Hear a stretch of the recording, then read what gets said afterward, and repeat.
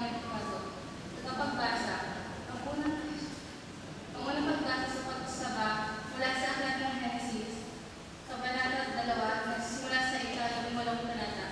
Matapos gawin ang lahat ng ito, sinabi ni Yahweh, hindi mainam na mag-isa ang tao, bibigyan ko siya ng makakasama at makakatulong. Kaya lumikha siya ng mga hayop sa parakatibong sa hinutuwid, iniluhan sa tao, at itinaubayan nito ang pagbibigay ng panalangin sa mga iyon.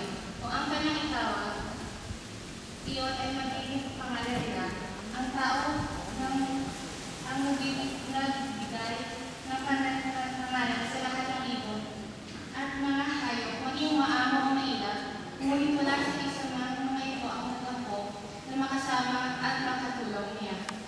Kaya pinatulong ni Yahweh ang mga ito, samantalang nahihiming kinuha niya ang isang tadyang ito at pinagpilok ang lamas sa tapat niyon.